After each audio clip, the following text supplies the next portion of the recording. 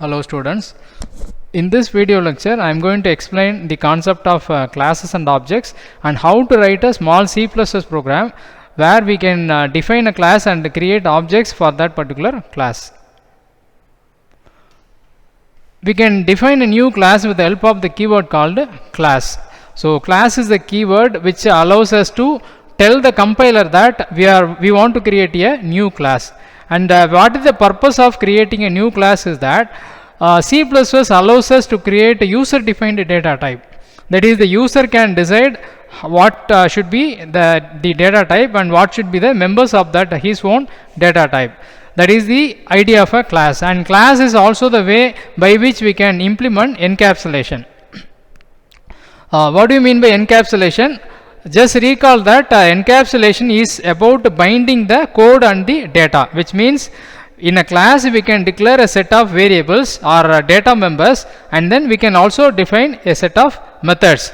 And once this is completed, and then that particular class is going to be encapsulating the members, the functions with the data members. So there is no way that you can access the data members without the help of the member functions. That is what we refer as encapsulation.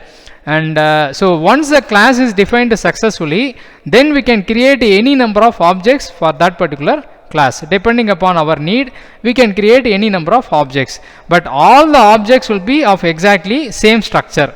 So whatever the class definition we have stated previously, and we create all the objects will be having the same structure. The members of the objects will be exactly same. Only difference is that each object will have a different name and will get a different memory location. So that each object will be receiving a separate memory allocation to accommodate all the members of that particular class. And in a way we can say that a class is a logical entity. So logical entity in the sense that it's just recall an example I told you while explaining this concept. A class is more of a blueprint that we use for constructing a new building. So before constructing a new building, a blueprint is made. A blueprint is just on the paper. It's not a real house or real building. It is just a design. And with the help of that design, we can create any number of building. But all the buildings created out of a single blueprint will be having similar structure. That's what happens here also. Class is just a logical entity, but it is an object that's going to be physical. In our context, physical existence represents occupying memory. So object will get memory allocation, but class won't be getting any memory allocation. And in simple terms, we can say that a class is an object is an instance of a class. This is the syntax for defining a new class. We have to start with the keyword called class. After that, we have to mention the name of the class. Name of the class can be any word except the keywords. And it must follow the same rule which is applicable for variable. It should not commence with any numbers, and it should not start with any special character. Only the underscore is allowed, and we can have both uppercase and lowercase letters. The same way we can choose the class name also, but generally the class name should be chosen to represent the purpose of the class. So if you define a class for storing the employee details, then choose employee as the name of the class.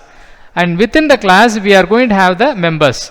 And in the class we can classify some members as private members and some members as public members. This option was not available in C. In C, everything is public by default.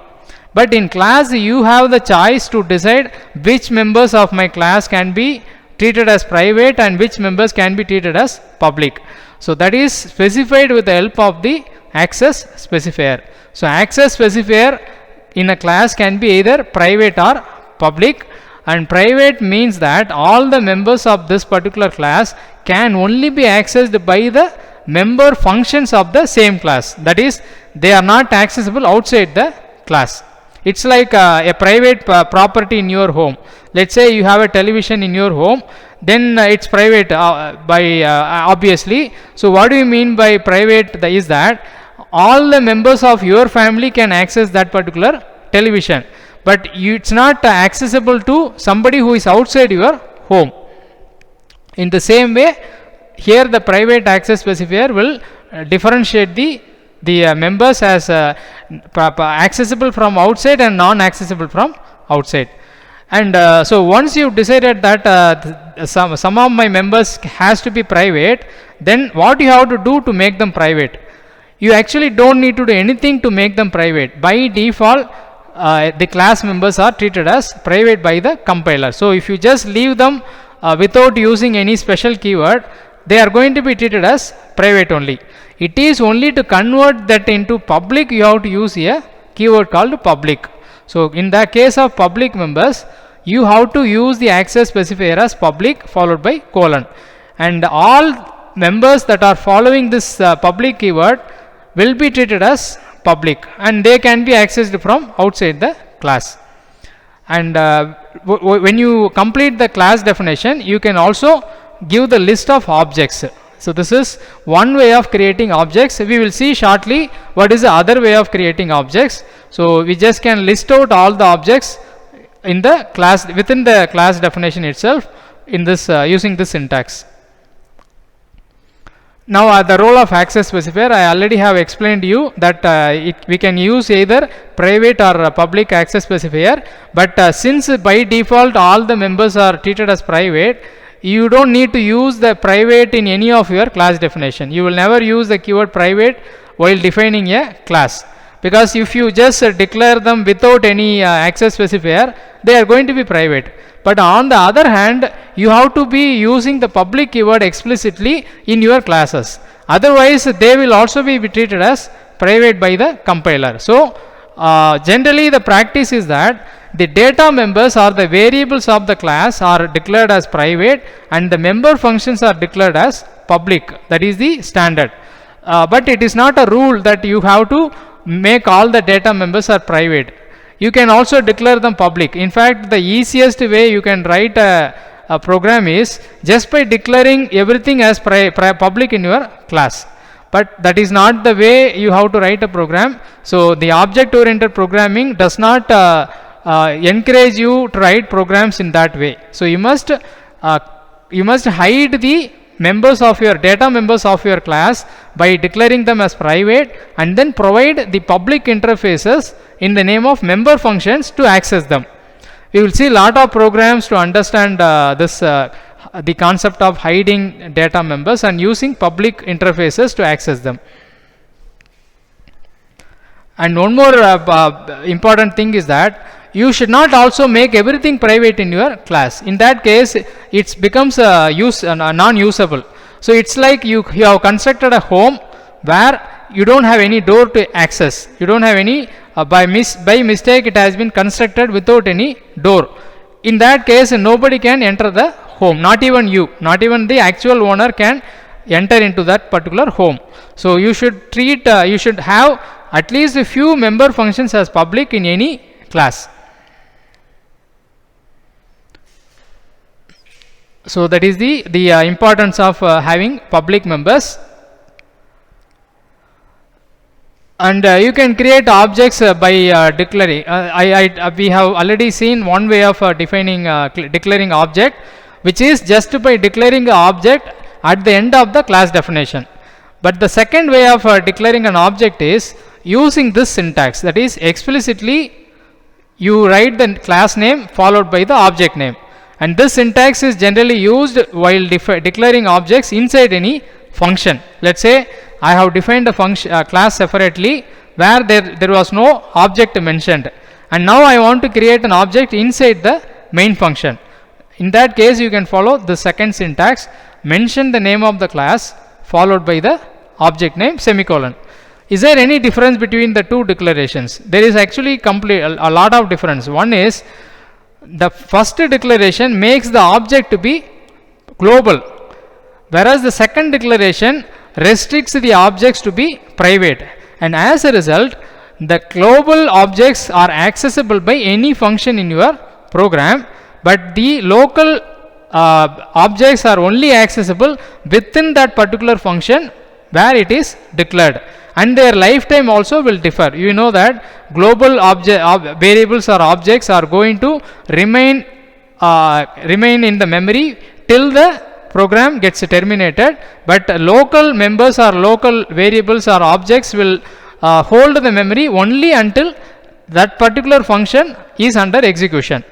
The same is applicable to local objects and global objects also. And so again, the good practice is to reduce the number of global objects usage in your program. And one more point you have to note down is that you don't need to use the keyword class here, unlike the structure declaration. So in structure we used to declare the variables as struct followed by the name of the structure and then the variable name, but that is not necessary here. Simply class name followed by object name. Okay, now I am going to show you an example. This example is about a student program. So here I am going to create a program where I will be collecting the details of a student and computing will be computing the total and average of the student, and it will be displayed. So to start, I have to start the program with the mandatory statement of hash include IO stream. So every C++ program will have this line, and one more line that is also mandatory is using namespace std semicolon. After that I am going to start the class definition. So class followed by the name I have chosen as student, then the opening curly brace. Within that I am going to declare my members, and as I told you, I am going to retain all the data members as private in my implementation. So I haven't specified anything. This is just a comment line. I have not specified any access specifier, and as a result these are going to be treated as private by the compiler, which means that only the member functions of this particular class can access them, and no function from outside the class can access and manipulate these members. And these are going to be my public member functions. Void input details to collect the input for these variables, compute total and average to calculate the total and average of the student, and finally to display the result. Then I close the class with the object declaration. So I am declaring an object here itself as stud semicolon. Next is I have to, okay, you just note one more thing, that none of the functions has been defined here. I just have declared them. So there is no definition available here. We have again two options here. We can either define the functions here itself, that is within the class itself we can give the definition, or we can expand the methods. But a good practice is just declare the methods in the class and provide the definitions outside the class, so that the class looks concise. It will, if you try to expand all your methods in the class itself, the class will become a very lengthy definition. The class definition will become very lengthy, so that is not the preferred one. Just declare them in the class and define them outside the class. I will show you how we can define the member functions outside the class. There is a special syntax to be followed for that. Before that, what we have done with this statement is that we have actually created an instance of the class. So this is actually going to occupy memory. There will be memory allocated for each of the data members, and they are going to be bound with this member functions. So only these member functions can access any of these private members.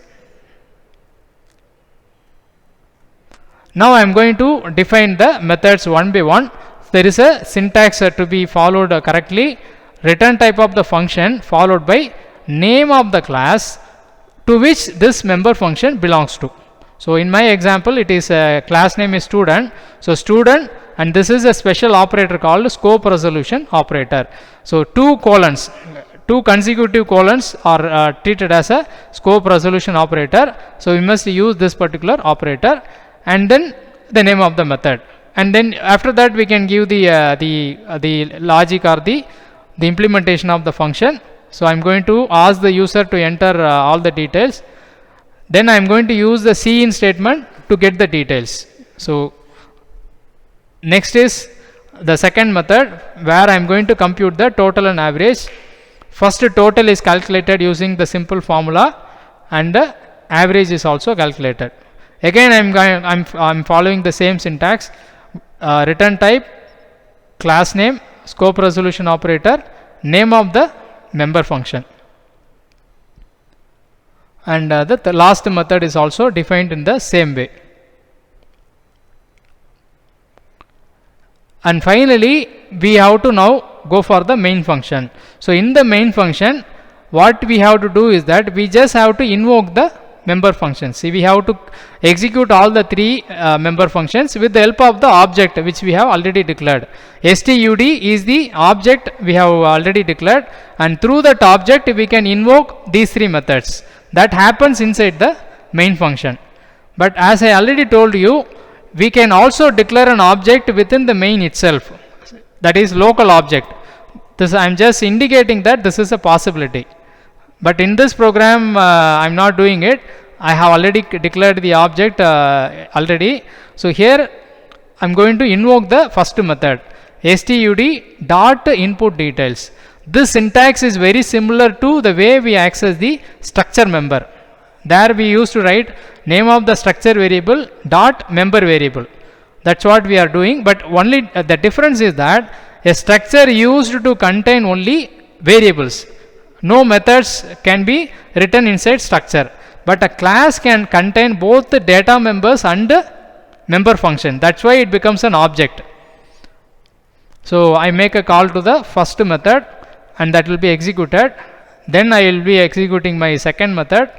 The result will be calculated, and finally to show the result I make a call to the display result function, and then I complete the main function. So this is a complete program where we defined a new class and declared the members of the class, created an object for the class, and invoked the member functions and manipulated the private data members using this using the object.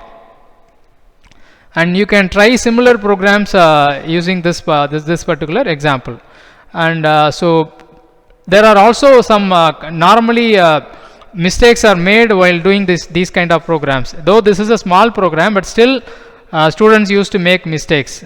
Few mistakes that we get to see frequently are listed here. One is forgetting to mention public before member functions. So if you leave everything as without any access specifier, everything is going to become private. So, and in that case you cannot access any member of that particular class. So you have to define the member functions as public and data members as private.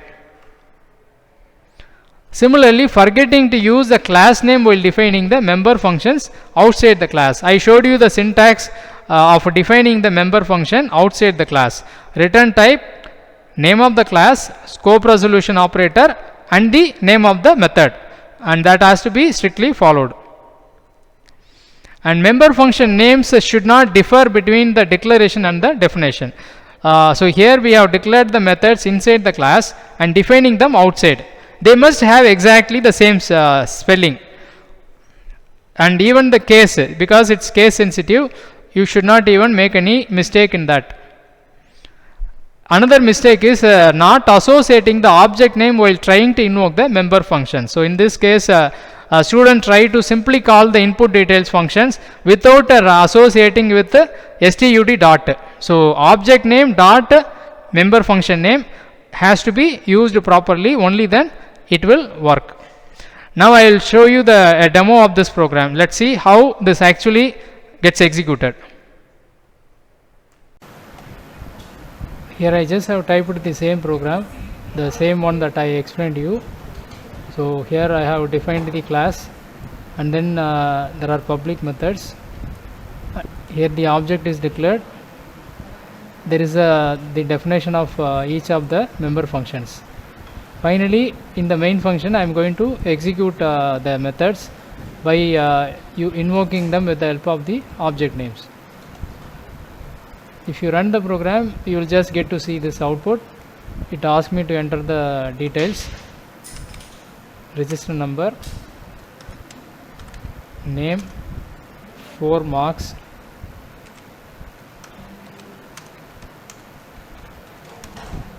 and it shows me the total and average calculator for the given input.